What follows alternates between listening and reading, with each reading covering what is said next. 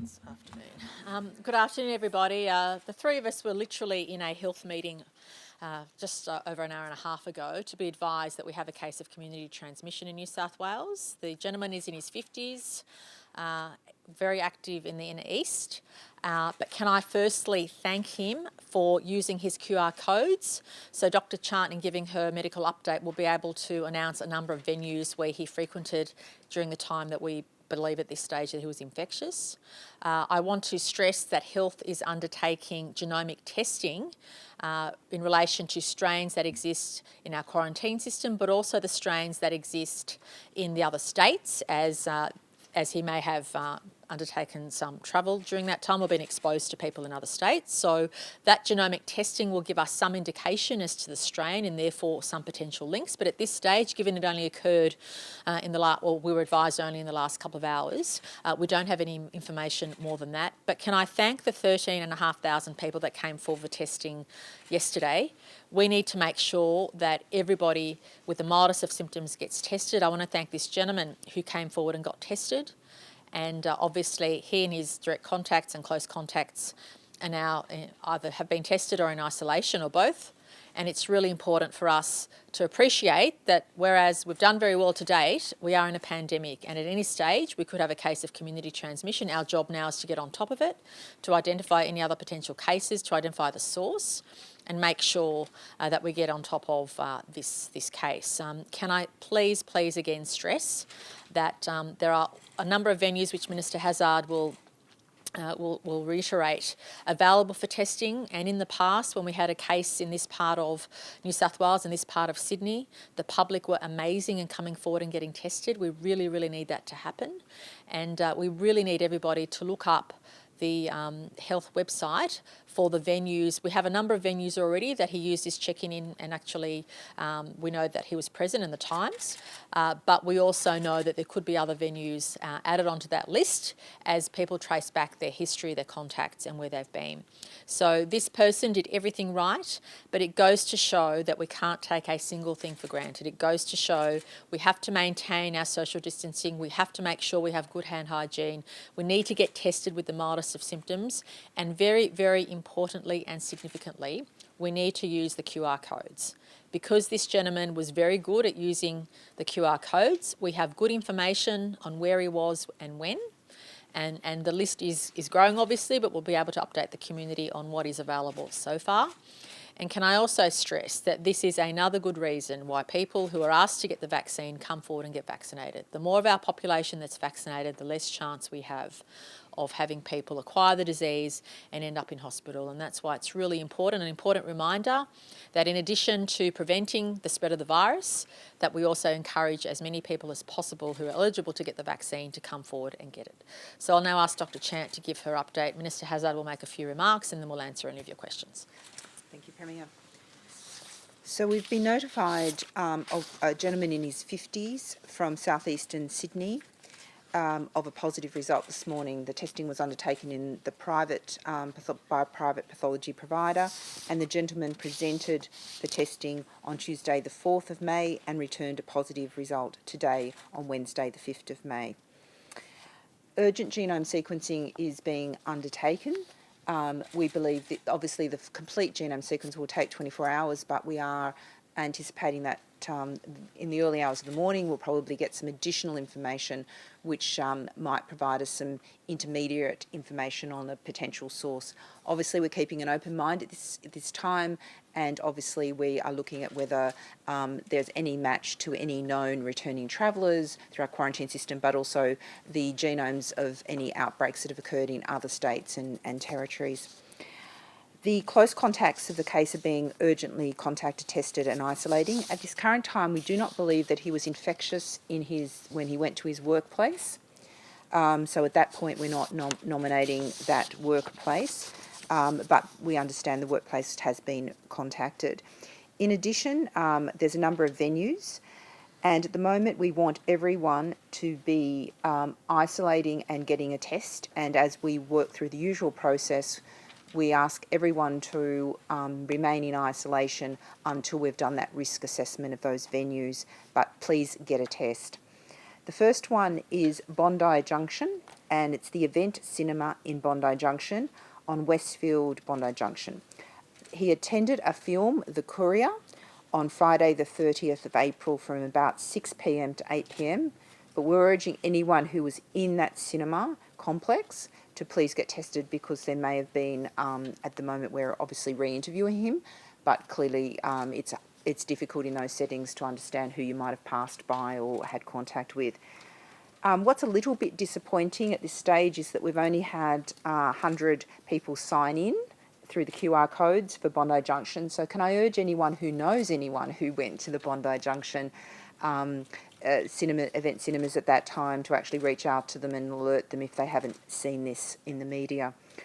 In the Rushcutters Bay, we've got the Figo restaurant, F-I-G-O restaurant, and it's 356 to 60A Bayswater Road, and it's Friday the 30th of April between 8:45 p.m. and 11 p.m.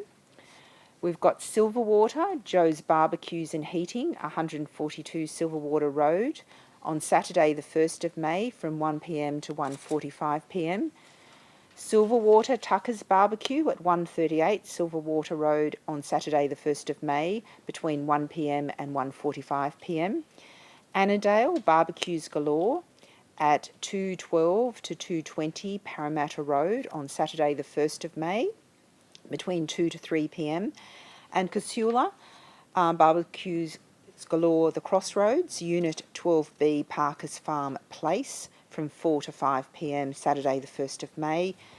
Mascot, a BP at Mascot on 1077 Botany Road on Saturday the 1st of May between 4:30 and 5 p.m.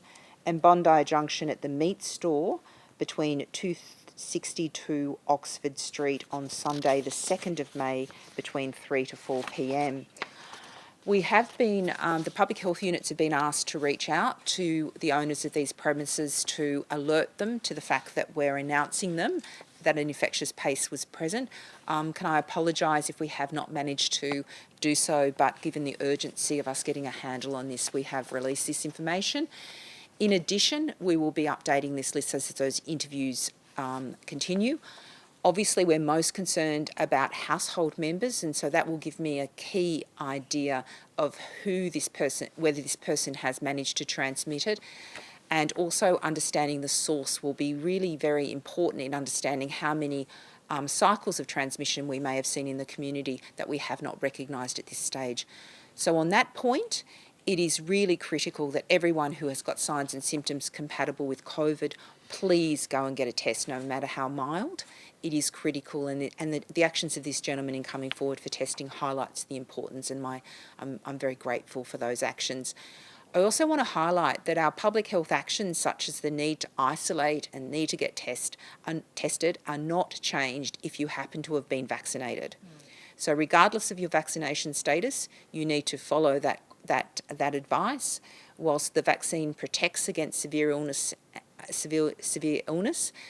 we know that people that are vaccinated can acquire the infection, and also while we understand it reduces their ability to pass it on, it's not a foolproof protection. Thanks, Kerry. Look, I just want to indicate that obviously this gentleman now becoming positive is a very clear reminder to the community just how important it is that if you have any symptoms at all, you get tested. Or if you've been to these particular venues of concern, you should be absolutely on high alert to get tested.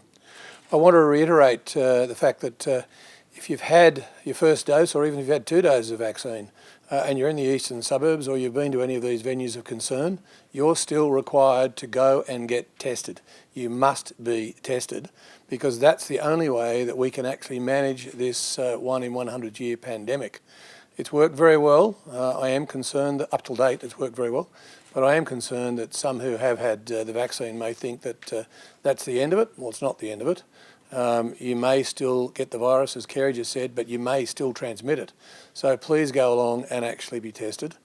And finally, I just want to say that the main venues that we have in the eastern suburb area are the St Vincent's Hospital COVID Clinic, the Prince of Wales Hospital Clinic, but there, of course, are also opportunities to be tested. Many people in that area would know Bondi Beach, Bondi and Rose Bay, We'll also be establishing a couple of pop-up venues this afternoon. I'll make some announcement or put out some statements on that later this afternoon once we've managed to establish the location for that. We've said time and time again, the world is a very dangerous place. Well, in this case, the eastern suburbs may or may not be. So people in those eastern suburbs particularly should be listening to the messages and getting tested for them, for their family and for their community. Dr. Chant, was he symptomatic? What led him to be tested? Yes, he was symptomatic and he undertook testing, and again, thank you very much for taking those actions. It's assisted us in detecting this case. And the infectious period seems to be, what, from the 30th of April onwards? So at the moment, he underwent testing on Tuesday, but I've had some advice that he has considered to be infectious since Friday, the 30th of April. Was he vaccinated, Dr.? No, he wasn't, but I'll have to confirm that. Do you have any sense, is there any sort of working hypothesis of how he could have got this in terms of who he's been or where? Unfortunately, not at this stage. Obviously, we've asked him about he hasn't returned from overseas. He hasn't worked in border or quarantine roles. He has not had any contact with the hospital system. So all of the usual routes where we would expect someone to have acquired the infection are not clear, and that's why this is really requires us to do that genome sequencing to give us that understanding of where that source of infection was, and then we can work back from that. In addition, we will be testing those around him. And so again, that may lead us to some other chains of transmission. So we will be following up our usual detective work. The genome sequencing will be a key part of it, but it also will be the cooperation of his family and close contacts in coming forward for testing that will help us identify upstream paths where he could have acquired the infection. Chan, had the man travelled domestically? The Premier said that there would be genome testing in relation to strains in quarantine, but also in other states. So this gentleman has not travelled, but obviously we have to keep our mind open about the transmission chains. We know that we've had cases in the community in other states and also we have the ongoing threat associated with incursions through our borders. So it was just a simple statement that we will look at when the genome sequencing comes back. The question to the specialist will be which strain has this person got and which strain does it match. How many contacts does he have? He has a reasonable number of close contacts, and then obviously there'll be those venue contacts, which we're going through the process of identifying whether they will be close contact venues. At the moment, they're following up, a 20s of close contacts, but obviously some of these venues may be assessed as close contact venues, and so I don't have in front of me at the moment the capacity of the restaurant or how that's being classified. Obviously, we go through that risk assessment process. We look at where the gentleman was seated and those other factors in terms of understanding close and casual contacts. So the CT values on this case were low. So just to be clear, low CT values mean that you have a higher viral load and therefore potentially more infectious. So they do give us some cause for concern, but also the fact that sometimes the next ring of testing around this case will actually tell us whether he's passed it on. But also in this case, we're really interested in how this person acquired the infection to understand the broader risk in the community. And that's why we're asking people that have symptoms compatible with COVID to redouble your efforts and come out and get tested. Regarding the cinema, could you just clarify that are you appealing to everybody who is in the cinema to get tested or just the courier viewers? So anyone in that courier theatre, we would suggest that you get tested, and anyone else, if you've got any symptoms at all, please get tested, but follow the public health advice, because obviously he's going to be re-interviewed about his movements, and it may be that he just went directly into that cinema to see the movie and did not do anything else, and that will change our risk assessment. So anyone who's been present there, please, if you've got any symptoms at all, please get tested. But if you're actually in that theatre or watching that film, please, at this point, isolate and take that action of get tested. You mentioned 100. Sorry. the 100 QR codes, is there a fear there might have been 500 in the complex or look, greater? this is very preliminary information. I suppose what I highlighted for is the fact that having those QR codes available to us means that we can text people almost immediately. And so we know that there were 100 sign-ins. Now we need to go back to the management and understand, was that expected numbers? But I'm also conscious that it was a Friday night, and there may well have been other people that may have not QR coded. So that's why I'm suggesting that we all work with each other. If you do know someone has gone to that theatre, saw that movie, please just alert them to this alert. Premier, how disappointing is it? How disappointing is it that, you know, you've been saying for almost a year now that we need to use these QR check-ins, and businesses still aren't forcing their customers to use it? Look, as Dr. Chant said, it's very, very early hours. It's very preliminary in the information we have. But what we do know is the person who was diagnosed as positive did absolutely the right thing. And I want to thank him for being so fussy and making sure that he was checking in everywhere that he went. And that's given us a good source of information. And obviously Health have already sat down with him and are now sitting down with him again to remember everything that he did in the last little while, certainly since the 30th of April. So the strong message is QR codes work. We need them to keep us safe. And this is a good wake-up call. We can never be complacent. I mean, I still try and do the elbow tap, but I've noticed around New South Wales, people are shaking hands and kissing in public. We just need to be aware that the virus is still around. Whilst we're in a pandemic, we still have to maintain that level of caution. And I just hope that everybody takes this as a wake-up call to make sure that all of us adjust our behaviour. It's really easy to let down your guard, especially in a social setting. So it's really important for us not to let down our guard, make sure we do QR codes. But also I want to thank Service New South Wales and also the police, because in recent weeks we did ask them to step up on compliance. So there has been a 30% increase in compliance of venues, not only to make sure that venues are displaying the QR code, but that it be at the front of house so that people are reminded, because it's easy to get distracted when you go to a venue. So we're making sure that all businesses, all establishments know how important it is to remind people, because it's easy to forget, easy to go about your business and be reminded later. But it's so important for us to maintain those basic rules that Health has been giving us advice on from day one. Get tested, good hand sanitisation, social distancing, and make sure that you use QR codes whenever you go to a venue. Premier, presuming this ban, can I just clarify something, just about the timeline of events and where this gentleman went on the weekend? It appears he was going out, bought a barbecue, potentially went to the meat store, bought meat. Did he host a barbecue on the weekend with a number of people there? When you say close contacts in the 20s, I'm wondering how many people were at this person. Look, when I'm saying close contacts in the 20s, I'm aware that they're following up clearly household contacts and other those close contacts that you have. So I'm not referring to any function or party. I'm not in a position, having been provided with that advice. What we're talking about is that there is obviously anyone has a number of people that they interact with. It's that close network of friends, and then we're providing the venue updates when they become available. So we don't know specifically whether this person hosted an event while infectious? I'm not aware of anything of that nature. So I think it's appropriate that we really do not speculate. I'm giving you the most up-to-date information on what I have available. I'm highlighting that his close friends and colleagues are being contacted if they've been exposed to him whilst infectious, and they are asked to be tested and to remain in isolation for that full 14 days. We are then identifying venues and working through that usual process, but it really is important that we don't speculate. And can I thank this gentleman for both using QR codes and also for getting a test. What have checked in at those venues? Sorry, just to clarify, have those text messages already gone out to people? So they're in the process of going out.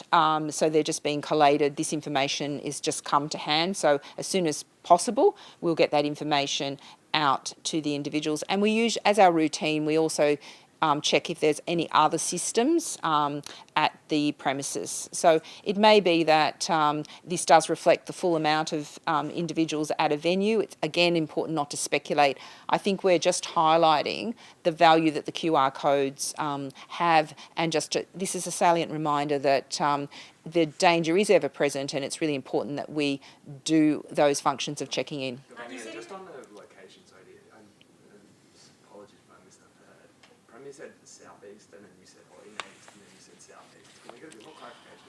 Okay, so we divide. Sorry, that's my fault. We divide health districts, and so my mind works in health districts, whereas everyone else works in geographical areas. Can we just get a So, suburb then? so it's eastern suburbs. Yeah. Bondi. Inner eastern suburbs. Suburbs. Yeah. Just clarification as well, you said he may have been highly contagious on Friday. Was he in his workplace? So we understand that the infectious period is up to that 30th.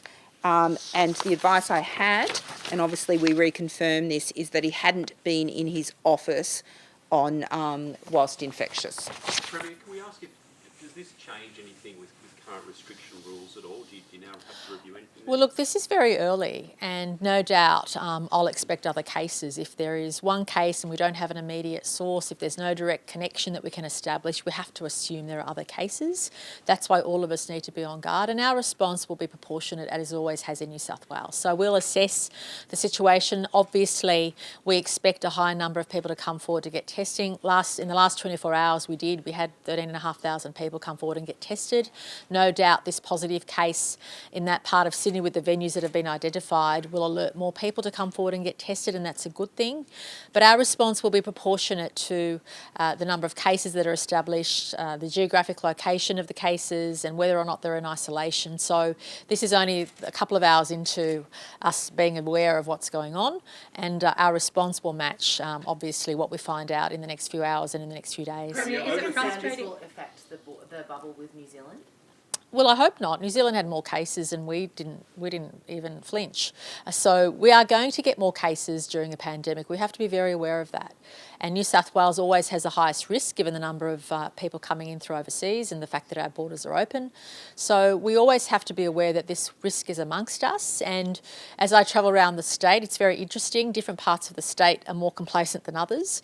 But when there is a case and we don't know the source, all of us have to be on guard no matter where you live, because it could have been someone who came in from a different state, a different city, or we just don't know yet. So therefore all options are on the table. We can't speculate, it's way too early. But it also means, unfortunately, we can't rule anything out. So everybody in the state needs to be on high alert. Anybody, anywhere with the mildest of symptoms needs to come forward and get tested. And certainly if you've been in those venues at those times and you have the mildest of symptoms, come forward and get tested or follow the health advice. During the day, Dr. Chan has already announced a number of venues where this person was at. But during the day, health might revise its update from saying a casual contact to a close contact. And if you're a close contact, you have to get tested and stay home and get isolated. So obviously it's really important for people to follow the health advice, newsouthwales.gov.au or New South Wales Health, and make sure that information is at your fingertips or that you're aware of what's going on so that you can act appropriately, because the more people that come forward and get tested, the more quickly we get on top of this current outbreak, the less we'll have to respond in a milder way than otherwise anticipated. This man was in his mid-50s or in his 50s. People over the age of 50 in the phase 2A of the vaccine rollout are now eligible for an AstraZeneca shot, but phase 2A, general public can't get an AstraZeneca shot in the New South Wales health vaccine system yet. They can in Victoria. Does this case change your mind at all on the May 24 opening date for New South Wales health clinics to start booking for general public in phase 2A that want an AstraZeneca shot? Well, look, we know that there's nearly 3 million people in New South Wales over the age of 50, so there's no way we would have vaccinated 3 million people by now, which is the message. But as Dr. Chan said, even if you have been vaccinated, as I have, it doesn't mean you can't get it and it doesn't mean you can't pass it on. Obviously, the chances of those two events are massively reduced when you have the vaccine, and obviously severe disease is prevented. But we have to be aware that under the current circumstances, when the vast majority of the population isn't vaccinated, all of us have to comply with existing processes in relation to health. And we also have to be aware that irrespective of whether we've been vaccinated or not, we have to take these precautions, and that is really critical. The other issue that I want to stress at this point in time is that we know the task ahead of us in New South Wales, and I can't urge enough how important it is for people to get vaccinated. On Monday, the mass vaccination hub in Homebush complements already the 5 major hubs we have, plus the 100 sites we have around the state. The GP network from the following Monday will take people over the age of 50. We encourage everyone to come forward and get tested. If you have any issues, you can talk to your GP about that. And obviously from the following week, everybody over 50 will also be able to go through the New South Wales health system. But please note that we still have people who work in areas where they have contact with hundreds of people every day that have to have the vaccine. As you can appreciate, school teachers, bus drivers, we're really keen in New South Wales to get people who've got contact with lots of people to get vaccinated first. Before we open up to all categories. And I appreciate New South Wales has always done things differently during COVID. We don't apologise for that because we want to make sure we reduce the risk of major community transmission of major seating events. And that's why it's really important to us to make sure that we've vaccinated all those categories of people that have a lot of contact with others who unintentionally, if they did have the virus, would spread it to a lot of people. What phase are school teachers and bus drivers in the vaccine rollout? We haven't heard of a specific phase. No, I'm just suggesting that when... Will you vaccinate them before phase 2A? Are you vaccinating them now? We haven't heard this. Well, all I'll say is we are absolutely committed to vaccinating as many people as possible as soon as possible, and New South Wales Health is in the process of contacting cohorts of people to come forward and get vaccinated. School teacher wants a jab now, can they? Well, we ask everybody to await to be contacted directly from Health, and obviously from next Monday we'll be able to pretty much double our capacity in New South Wales. So at the moment we have capacity to do around 30,000 jabs. So that's so long as the doses arrive, we can do around 30,000 jabs a week. From Monday we'll be able to do around 60,000. That obviously ups our ante, but also remember our GPs have already done more than 500,000 jabs in New South Wales. So the GP network, or nearly 500,000 jabs, the GP network is going very well as well, even though there are challenges there.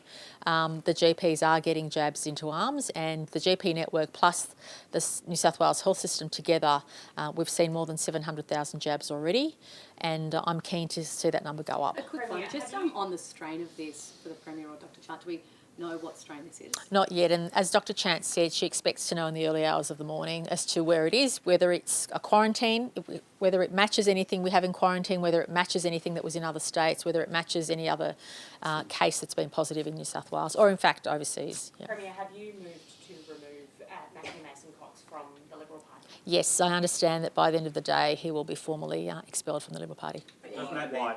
I'm sorry? Why? Because there is party discipline and party rules people have to follow. He clearly breached those, and it's actually the New South Wales Liberal Party, the organisation, that's taking the action. Does that not need a vote of the state executive, Premier? I'm sorry? Does that not need a vote? Not necessarily.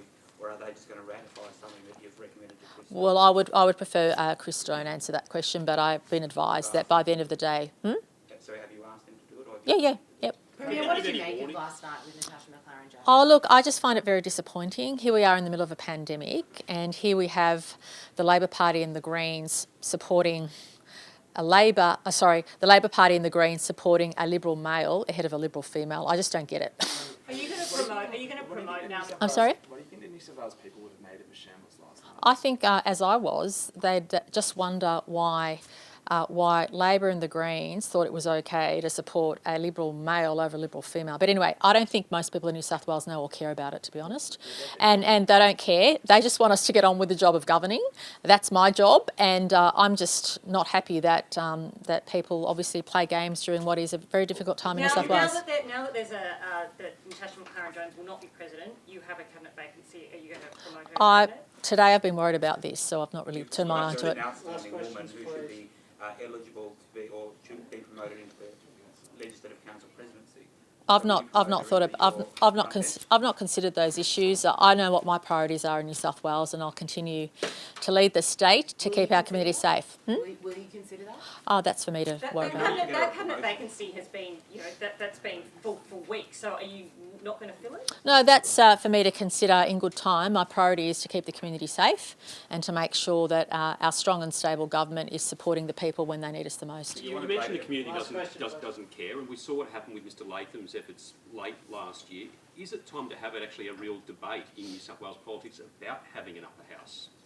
Oh, look, I'm happy I'm happy for people to have that conversation, but I also think it's important that sometimes people need to appeal to the greater good and just consider what our state is going through, what the community is going through, and really get your priorities right. I still don't understand, maybe some of you will ask them, why the Labor Party and the Greens would support a Liberal male over a Liberal female when it was still the same party. I don't get that. That's a matter for them.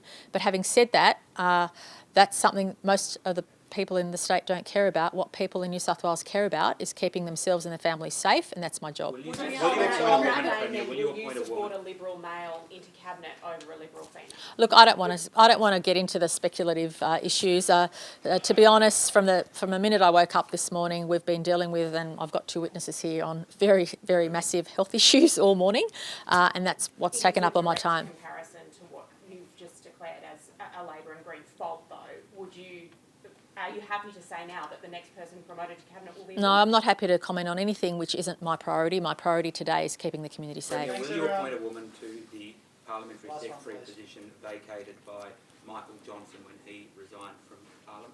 As I said, my priority today is to keep the community safe, and that's what I've been focusing my attention on. Thank you. Sorry, can I just add this, that in addition to those hospitals and sites that I mentioned earlier, I've just received, as the Premier said, we've literally had this information for about an hour and a half, now going, I suppose, on 2 hours.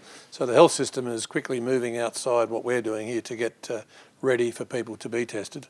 And I want to add that in addition to those venues that I said earlier, there's also, if you happen to be travelling down there, the St George Hospital, Cogra, Sydney Eye Hospital, the Hurstville Community Centre, Sutherland Hospital, but also there's a pop-up, which I said earlier I would tell you as soon as I was advised, and I have just been advised, the local health district, the South Eastern Local Health District, dealing with the issue in the eastern suburbs, will be at Albion Centre, 150 Albion Street, Surrey Hills. It'll be operational from 4 o'clock this afternoon. Thank you very much. Thanks, everyone. Thank you.